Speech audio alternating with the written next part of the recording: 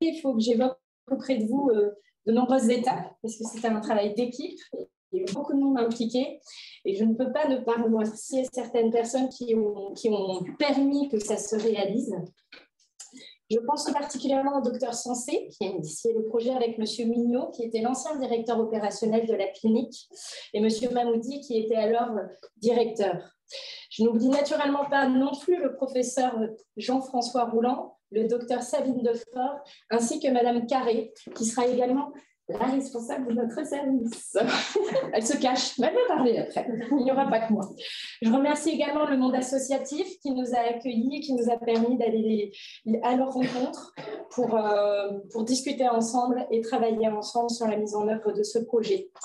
Alors, vous allez voir, la peinture est fraîche, tout est neuf, une équipe neuve qui est ici derrière moi. On est prêt pour accueillir nos premiers patients. Donc, je vais les laisser chacun présenter ce projet, comment on vous propose de prendre en charge les patients et la malvoyance. Et je vais laisser la parole à Madame Carré qui va débuter nos propos. Merci beaucoup. Donc, très heureuse de vous présenter le Centre régional Basse Vision des Hauts-de-France. Docteur Duquesne qui peut s'avancer. Il reste derrière. Voilà. Alors, merci à Marie Sensé qui a été mon guide tout au départ. Et puis, merci à Delphine de Messine, directrice, qui a finalisé le projet et qui maintenant s'est ouvert. Donc, il y a une huitaine de jours.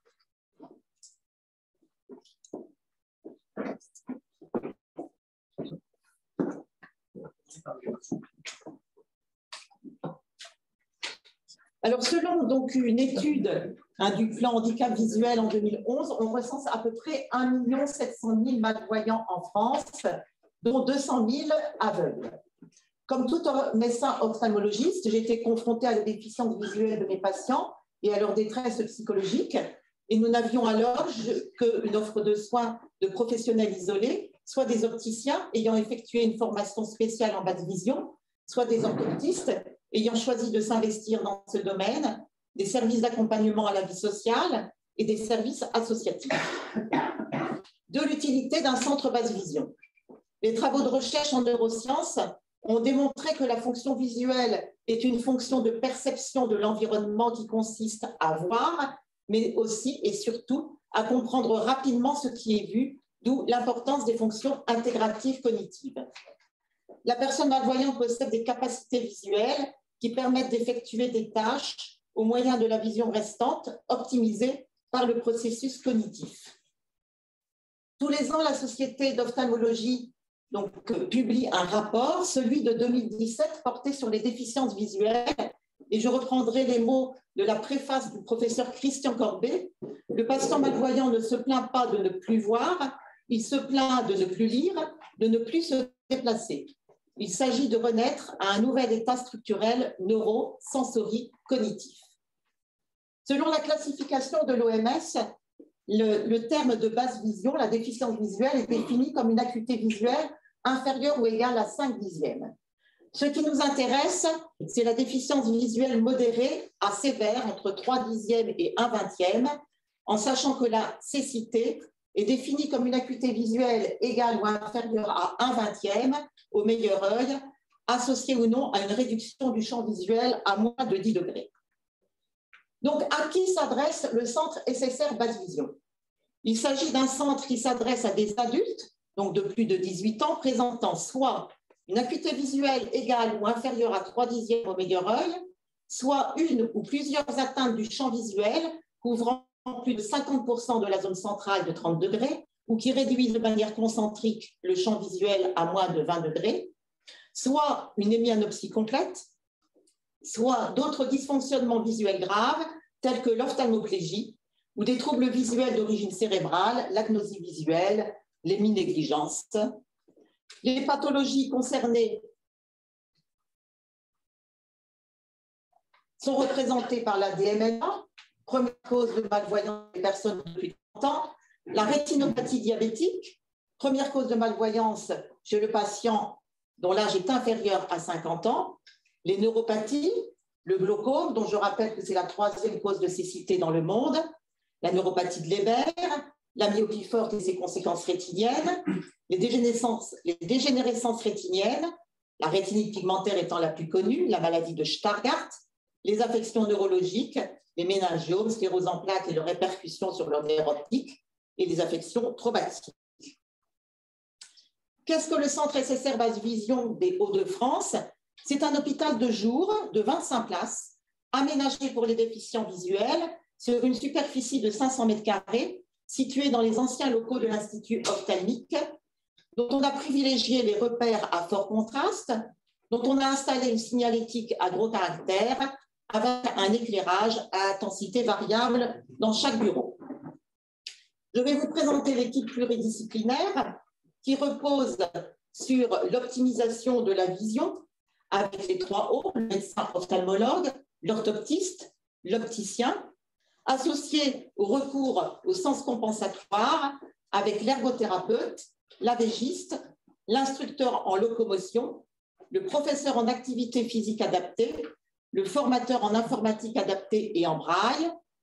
L'approche globale sera assurée par une psychologue et une assistante sociale, et nous avons à l'accueil donc 2 secrétaires et l'encadrement par une infirmière cadre de santé. Comment est-on admis dans le centre SSR Basse Vision? Le patient donc dépose un dossier de candidature. La secrétaire envoie au patient une fiche administrative de préadmission et un questionnaire à faire remplir par le médecin ophtalmologue ou traitant. Ce questionnaire est sur votre gauche. Il est très simple. On demande simplement le degré d'acuité visuelle, donc en monoculaire, et s'il y a un déficit du champ visuel, en le qualifiant de modéré ou sévère. Le patient est donc convoqué pour faire un bilan d'évaluation multidisciplinaire. Il doit définir le plus précisément possible les attentes, les capacités, les limites du patient dans les activités qui lui semblent essentielles pour ses projets de vie. Et ça, c'est essentiel. Il est réalisé d'abord par le médecin ophtalmologue, qui est le référent du parcours de soins, qui, au cours de son examen, va valider le degré d'acuité visuelle en la mesurant par des échelles de basse vision, qui va évaluer en collaboration avec l'orthoptiste le champ visuel à la coupole de Goldman et à la grille d'Amsler, qui testera la sensibilité au contraste pour orienter la stratégie de rééducation. Et ce patient sera vu par chacun des membres de l'équipe. Ce bilan va donc être réalisé sur une quinzaine de jours et se réunira pour un staff et un bilan de synthèse d'évaluation au cours donc duquel sera rédigé un projet thérapeutique individualisé initial qui fixera le nombre de séances par chacun des intervenants. Ces séances auront une durée de 45 minutes à raison d'un minimum de 3 séances par jour. Le planning des rendez-vous sera adressé mensuellement afin d'éviter que les patients décommandent leur rendez-vous. Il sera révisable au cours de l'évolution de la prise en charge et des apprentissages du patient et un accompagnement des proches sera proposé en fonction du désir et des besoins du patient. Le patient sera reconvoqué pour qu'on l'informe du déroulement de son programme. C'est le médecin qui l'informe et qui obtient ou non son consentement éclairé s'il est d'accord. Le courrier sera envoyé au médecin généraliste, au médecin ophtalmologue et aux autres professionnels qui suivent le patient en proximité. Nous avons été voir différents centres SSR Basse Vision dans d'autres régions. La durée générale d'une rééducation est de 3 mois, 3 mois et demi, donc elle est variable de 6 semaines à 6 mois. L'équipe se réunit pour évaluer le projet thérapeutique individualisé final, pour juger de l'atteinte partielle ou totale des objectifs, et ensuite on s'entretient avec le patient pour voir si d'éventuels relais peuvent être proposés sur son lieu de vie par des professionnels libéraux, orthoptistes ou des associations. Pour conclure, je dirais que le centre SSR permet une prise en charge rééducative intense afin de retrouver une autonomie partielle ou totale, d'assumer partiellement ou en totalité les actes de la vie quotidienne, lecture, écriture, utilisation de l'informatique, activités journalières, déplacements, de retrouver une confiance en soi et une vie en collectivité, de changer de projet de vie et ou professionnel Et je terminerai par deux chiffres qui sont donnés par l'ARIBA. L'ARIBA, qu'est-ce que c'est? C'est l'Association francophone des professionnels en basse vision. Les études ont montré qu'une déficience visuelle est retrouvée chez la moitié des patients présentant des chutes fréquentes et qu'au niveau professionnel, seuls 58% des hommes et 24% des femmes retrouvaient une activité professionnelle. Je vais demander maintenant à chacun des membres de l'équipe de se présenter rapidement. Madame Chiré.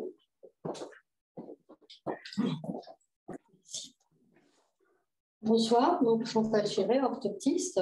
Le rôle de l'orthoptiste dans le centre de SSR Basse Vision va être un travail qui consiste à apprendre à mieux voir. Donc le bilan initial sera d'abord un bilan optomoteur qui repérera la capacité de fixation et l'étude des mouvements oculaires.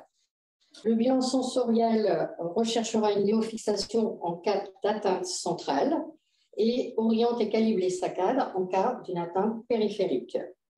Par des exercices personnalisés à l'issue du staff et la bonne utilisation des aides optiques, la finalité de la rééducation est d'obtenir l'ancrage d'une fixation de suppléance fiable en statique et en dynamique. Concrètement, comment vont se passer les séances de rééducation de 45 minutes? La rééducation s'orientera surtout sur l'utilisation de la technique de balayage visuel par des exercices dans l'espace, de poursuite et de saccade. Le patient pourra alors bouger à la fois les yeux et la tête pour garder le stimulus dans son champ de vision.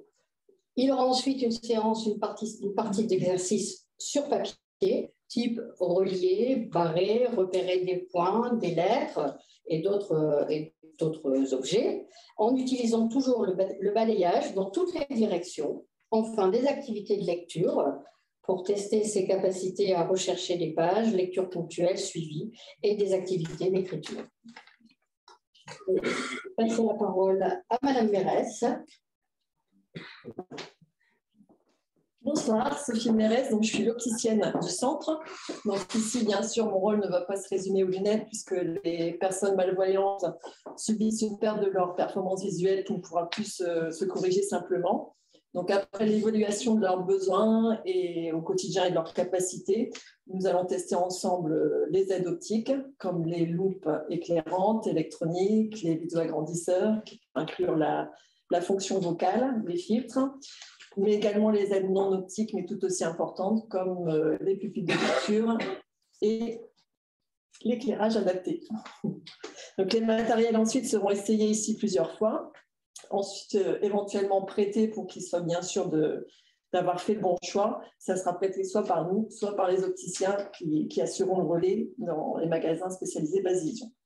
Voilà, donc maintenant on va passer à l'équipe de rééducation avec Inès.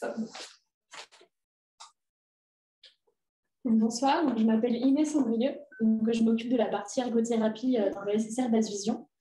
Mon travail auprès des patients est de leur permettre de conserver ou de retrouver leur autonomie et leur indépendance dans leurs activités de vie quotidienne. Donc, cela passe par des mises en situation, des préconisations de techniques ou d'aménagement. Mon but est également de développer les voies sensorielles compensatoires telles que le toucher ou l'audition, d'optimiser l'utilisation de leurs capacités visuelles et résiduelles et de solliciter toutes leurs ressources d'adaptation afin de trouver les stratégies compensatoires nécessaires à mettre en place dans leur quotidien et de les amener à trouver ces stratégies par eux-mêmes. Nous disposons au SSR Basse Vision d'un appartement thérapeutique donc avec une cuisine thérapeutique, une buanderie et une salle de bain, ce qui me permet de travailler en situation écologique. Pour répondre aux objectifs de rééducation et de réadaptation, je travaille avec le jeu et l'activité afin de donner du sens aux patients à sa rééducation. L'ergothérapie est au carrefour des différentes disciplines en Basse Vision et de ce fait, je travaille en étroite collaboration avec les différents professionnels. Donc, je laisse la parole à Paul-Louis. Merci. Moi, c'est Paul-Louis Descamps, je suis enseignant en activité physique adaptée. Je vais présenter brièvement ce que c'est que l'APA, l'activité physique adaptée, parce que c'est un concept qui est assez récent. L'activité physique adaptée, c'est le fait de travailler sur les aptitudes d'une personne qui a des limites à pratiquer, on va dire, de façon ordinaire. Donc, nous, par exemple, pour notre population, pour nos patients, ça peut être intéressant de travailler sur différentes aptitudes comme le déplacement, donc grâce à la danse, au EIA, ce genre d'activité, à la coordination et la notion de l'espace avec le tandem ou la marche, ou encore travailler le schéma corporel, la méditation MBSR, le yoga ou encore la relaxation. La PAS a aussi comme intérêt aussi tout simplement de bouger. C'est une population qui, par rapport face à la déficience, est plus sédentaire qu'une population dite générale, donc qui est plus sujet à avoir des maladies chroniques comme l'obésité ou autre. Et le fait de pouvoir régler ce problème, ça présente moins l'activité physique comme un défi, ce qui peut être le cas quand on a une déficience visuelle. Un autre intérêt aussi, ça va être de travailler sur l'aspect plutôt social, et pourquoi pas intégrer un club d'activité physique en lien avec la déficience visuelle. Je pense entre autres au CC-Foot ou au Tampon. Voilà, merci. Je vous laisse avec Jacques. Bonsoir. Jacques Bermond, je suis instructeur en numérique. Donc, la fracture numérique, tout le monde en a entendu parler. Ça touche beaucoup plus les personnes en situation de handicap visuel, dans la mesure où elles sont éloignées des outils numériques. Dans un premier temps, parce que ce sont des outils complexes qui changent régulièrement. Vous avez tous entendu parler de Windows 11 qui va s'installer dans nos ordinateurs bientôt. Deuxième fracture, c'est les outils qui ont des interfaces visuelles sans repère tactile. C'est-à-dire qu'en fait, tout est visuel et il faut trouver les informations. Et pour les personnes déficientes visuelles, c'est une gageure très difficile à remplir. Donc, l'instructeur en numérique apporte une aide humaine, une aide technologique et pédagogique pour favoriser l'accessibilité aux outils numériques. Donc, on apporte une information sur les ordinateurs, les PC, les Mac, sur les smartphones, mais également sur les petits outils qui envahissent notre vie quotidienne, qui disposent d'écrans digitaux, les magnétophones, les montres digitales connectées, les lecteurs de code barre, les liseuses de livres audio, bref, tout ce qu'on a dans la vie de tous les jours où il y a des écrans, où il faut toucher et qui sont souvent très, très petits et où il faut trouver l'information. Donc, certains de ces outils sont déjà adaptés, c'est-à-dire qu'ils disposent de synthèse vocale, de dispositifs de dictée vocale. Par contre, il faut connaître les procédures d'accessibilité qui sont souvent cachées. Si on parle de Windows 10, par exemple, il y a des outils d'ergonomie. Il faut aller chercher des outils d'ergonomie. Ce n'est pas du tout facile d'accès. Donc, le travail de l'instructeur en numérique, c'est travailler avec le reste de l'équipe, comme vous avez entendu, pour faciliter et favoriser l'accession à l'autonomie des personnes qui seront accompagnées ici. Donc, je vais passer la parole à Audrey. Audrey Salette, je suis psychologue au centre Basse Vision. Moi, lors de la première rencontre avec le patient, je vais surtout lui donner un espace de parole pour exprimer son vécu avec le handicap, depuis l'annonce du diagnostic jusqu'à aujourd'hui. Je vais être à l'écoute de sa compréhension de la maladie, des répercussions dans sa vie de tous les jours, dans ses relations interpersonnelles, familiales, sociales, professionnelles. Être à l'écoute aussi de sa projection dans l'avenir et puis des ressources internes qui pourraient mobiliser. Tout ça, ça va me permettre d'évaluer les priorités, les limites du patient, mais aussi sa motivation au changement. Dans un second temps, l'accompagnement psychologique se fera au fil et au rythme de la rééducation, où j'échangerai avec le patient sur ses difficultés, ses ressentis, mais aussi ses satisfactions et son appropriation des différents apprentissages. Je serai aussi disponible pour aborder des thématiques plus spécifiques, faire un travail plus spécifique autour de l'image de soi, la gestion des émotions ou du stress par exemple, ou toute autre problématique qui pourrait être évoquée. Si le patient le souhaite, je pourrais également rencontrer et accompagner son entourage proche. Voilà. Donc mes missions vont être en étroite collaboration avec l'équipe de rééducation, mais aussi avec Élodie, à qui je passe la parole. Merci. Bonsoir à tous. Je suis Élodie Leclerc et j'exerce en tant qu'assistante sociale au centre Basse Vision. Donc moi, mon rôle est d'établir une évaluation de la situation globale du patient afin d'identifier avec lui à la fois ses besoins, ses difficultés et ses attentes. Ce qui est important de préciser, c'est que la personne accompagnée est vraiment l'actrice principale de sa prise en charge. Donc moi, au niveau des démarches, elles peuvent concerner différents champs, à la fois la vérification de l'ouverture des droits classiques, mais aussi la présentation des différents dispositifs et aides existants. Donc par exemple, relatifs à la MDPH, à l'allocation personnalisée à l'autonomie et bien d'autres. Ça concerne également la mise en place d'aides humaines et ou techniques, mais aussi financières, afin de pallier le handicap.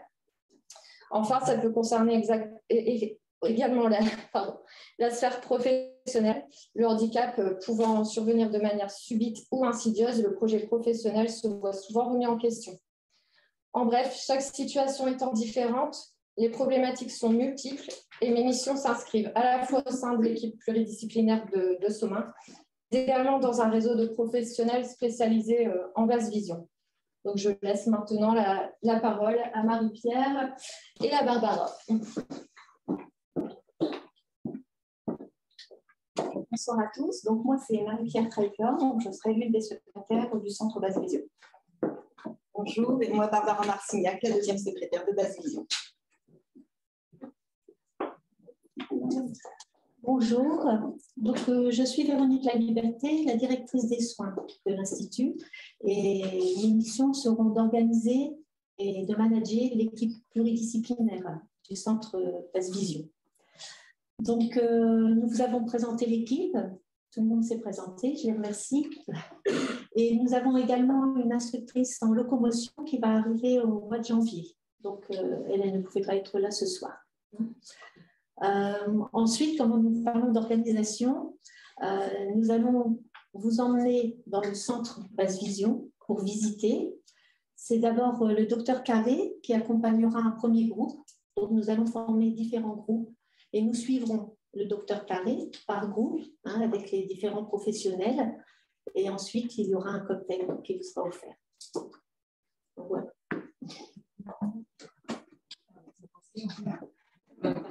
Donc, ce que je vous propose, on va prendre des groupes de...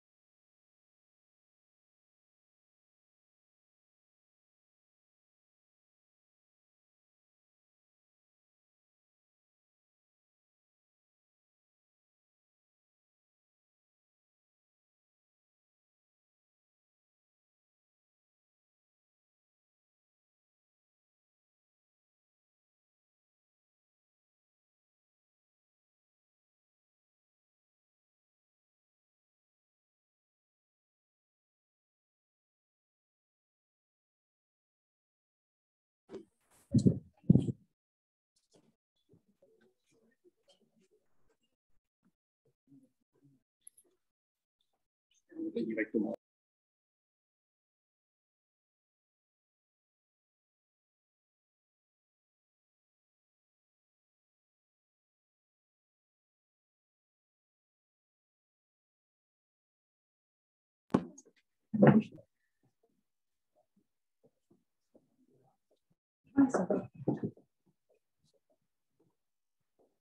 Donc, l'instructeur en locomotion donc, aura cette salle. Il arrive donc en janvier. Oui, ça va être janvier. Voilà. Ici, on va voir l'officiel qui va nous expliquer. Entrez.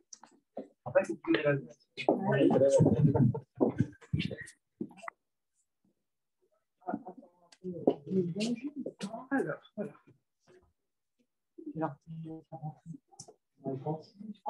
Entrez chez l'opticienne. Bonsoir. Bonsoir. Donc, encore tout le matériel n'est pas arrivé, mais je laisse la parole à Sophie, Voilà, qui va expliquer ce qu'elle a. des matériels principaux que vous connaissez peut-être plus ou moins selon votre fonction. Donc, les filtres qui sont attestés, les différentes couleurs, les filtres qui vont augmenter la perception, couper l'éblouissement, donc donner plus d'acuité et plus de confort. Donc, à tester un petit peu dans toutes les pathologies et dans les différentes activités, intérieures ou extérieures. Ensuite, tout ce qui est loupe éclairante. Donc, si vous après jeter un œil, on peut voir une loupe qui grossit à l'identique n'aura pas du tout le même effet si on a un éclairage LED intégré. Le piqué, donc, qui permet de... On a certaines choses qui sont très grossissantes, mais qui du coup demandent une distance très proche. Donc, le pupitre permet de garder une posture convenable, puisque ce sont souvent aussi des personnes âgées, donc pour éviter qu'elles soient toutes tordues. Certaines loupes qui peuvent permettre de faire un petit peu d'écriture des jeux. Et après, dans les loupes électroniques, donc plus performantes, où donc on aura la couleur, on peut jouer sur le fond pour sélectionner les grossissements, donc celui-ci qui va jusqu'à 45 fois. On fait une photo. Je suis en réel.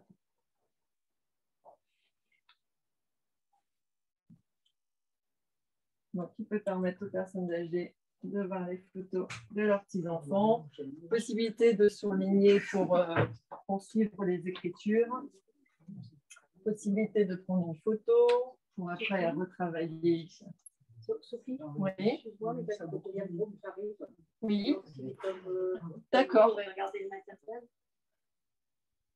Voilà, principalement voilà, des choses qui sont portables, qui se tiennent à la main. Merci.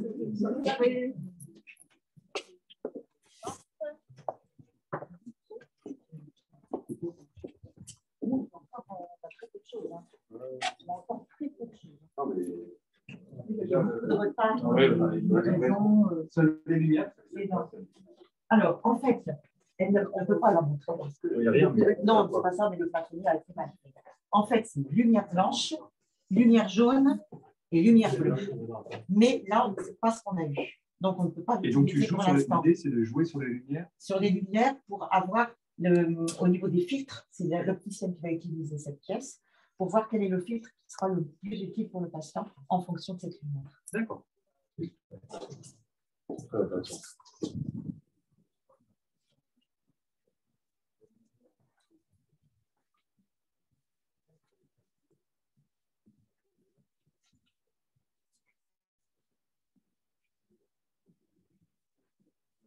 Donc ici, c'est le bureau de Patrick Buchan. L'ancien bureau de Patrick, effectivement, transformé en cuisine adaptée. Donc là, ça sera le rôle de l'AVGiste et de l'ergothérapeute. Hein, bon, ici aussi, ce n'est pas complètement aménagé. On a surtout joué sur les contrastes, sur les surfaces qui sont non réfléchissantes, non éblouissantes. Hein, mais il y aura également des placards où il va y avoir des lumières LED qui vont être installées ici pour montrer ce qu'on peut faire à son domicile. Voilà, donc c'est en partie aménagé, mais pas totalement. Oui, et on fera. C'est pas les prises, les contrastes. Voilà. Ça. Donc, à côté, on a donc une salle de bain.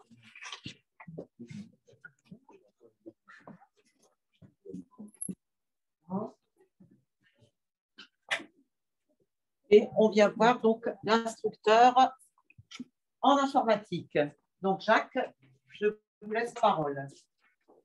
Alors, on a parlé des... On va faire avancer. Avancer. Soyez pas timide.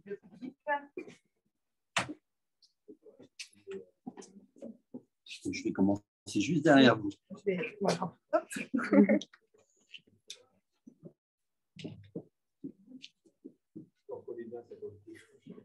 Il y avait 4 cuisines à l'époque. C'est une toilette. Ah non, c'est une toilette, on est mis à salle de bain. Ouais, c'est la salle de bain adaptée. Allez-y, hein, parce que l'information est adaptée.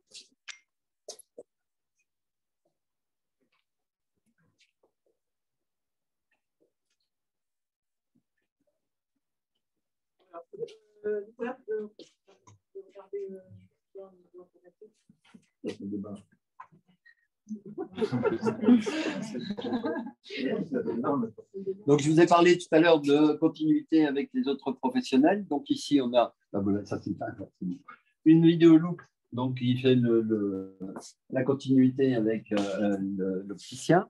On va, par contre, aborder des outils comme les applications qu'on peut rencontrer sur smartphone. Donc, ici, on a une application qui va vous permettre de lire le texte. Des fois, ça marche. Texte. Reconnaissance d'un texte. Veuillez patienter pour voir le résultat ou appuyer sur Annuler, les sportifs malvoyants. Adaptation de l'encadrant. Tout. Diven. Consente. En cas de protocole, posant les dessommes. Sportif de septimage. Voilà, en fait, de sétention B. Ouais, faut que ça s'arrête.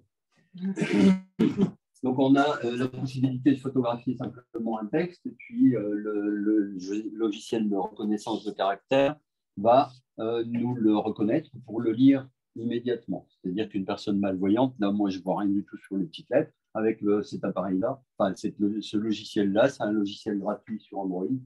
On peut faire lire l'appareil pour n'importe quelle taille. Après, ici, on a une adaptation, je vous parlais des adaptations de Windows 10. Ici, c'est une adaptation où on va agrandir les éléments de ce logiciel-là. C'est un autre logiciel de synthèse de parole. Donc, ici, sur cette présentation, on a à la fois la loupe de Windows, donc c'est pour ça qu'on va avoir un agrandissement comme celui-là. Après, il y a tout un apprentissage de déplacement pour arriver à le lire correctement. Et si on ne peut pas le lire, ben on peut toujours utiliser la synthèse. Croyez, l'heure à laquelle elle a coutume de se montrer derrière sa jalousie est encore éloignée. Voilà, donc on a un logiciel qui va vous lire n'importe quel texte. Vous pouvez, c'est un traitement de texte aussi, c'est-à-dire vous pouvez taper le texte dans le traitement de texte directement. Et après, la synthèse vocale, où on a des grosses icônes, par exemple, avec un fond très noir. Donc, on joue sur le contraste avec des icônes agrandies. Et là, c'est pareil, ce sont des adaptations qui sont incluses dans Windows. Il n'y a pas de logiciel spécifique. Après, pour des personnes qui seraient plus handicapées, plus en situation de difficulté, on va pouvoir avoir des logiciels spécifiques comme ZoomText qui va associer à la fois le texte et la parole et qui permettent d'agrandir. À ce moment-là, il faudra prendre aussi des écrans beaucoup plus grands. Voilà. Donc, pour le moment, on a ce matériel-là. Il y a d'autres matériels qui doivent arriver, des tablettes notamment, et puis d'autres smartphones, puisqu'il y a des smartphones spécialisés pour la déficience visuelle qui sont référencés déjà avec une synthèse vocale et puis avec une dictée vocale et une commande vocale. On peut appeler un logiciel simplement en disant, même si c'est des fonctions qu'on retrouve sur les appareils ordinaires. Quand c'est des appareils qui sont conçus spécifiquement pour les déficients visuels, c'est plus facile d'utilisation. Enfin, si vous avez un iPhone, par exemple, vous utilisez Siri, vous dites Siri envoie un SMS à monsieur machin, etc. Et puis Siri, il le fait. Donc, pour les déficients visuels, ça marche aussi. Sauf que il faut se balader dans les interfaces de l'iPhone et ce n'est pas forcément accessible à n'importe qui. Je parlais tout à l'heure de fracture numérique, et là, on est vraiment plein de...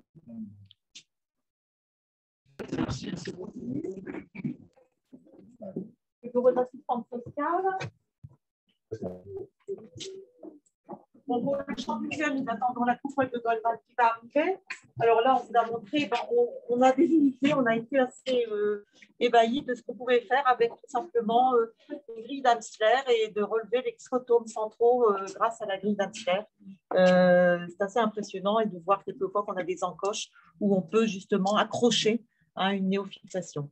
Et on en a fait l'expérience il n'y a pas longtemps. Le bureau de l'orthoptiste, on s'en parle. La salle d'orthoptie. Je ne sais pas si tu travailles des côtés à la fois. Tu partages ton temps, c'est quoi l'idée? Un petit peu, oui. Ouais, d'accord, ok. J'aide au démarrage, voilà. J'aide au démarrage parce que les orthoptistes à terme ont occupé beaucoup de temps dans le centre. Ouais. Il faut le démarrer et après, il faut trouver une personne.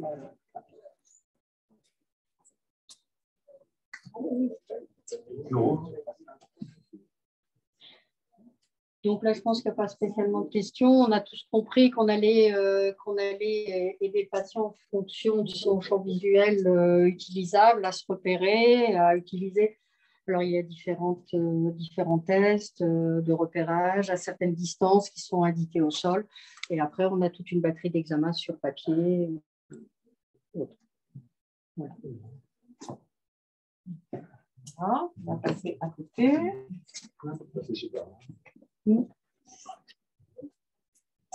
On termine donc par le bureau de la psychologue. La buanderie doit être aménagée, elle ne l'est pas encore. Et le bureau de l'ergothérapeute. Donc, bon, je ne dois pas donner à sa place. Donc, il parle, comme elle l'avait dit, par le jeu.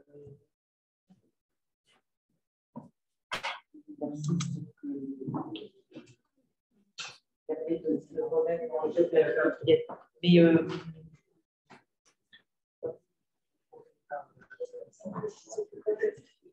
voilà, donc là, ça, c'est un thérapeute, elle doit avoir de l'intérêt, c'est un peu.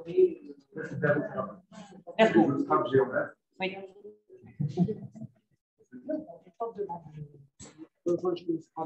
Ah oui, j'imagine. Ouais. Le carton, voilà. C'est vrai. Voilà, nous en avons terminé avec la visite. D'accord.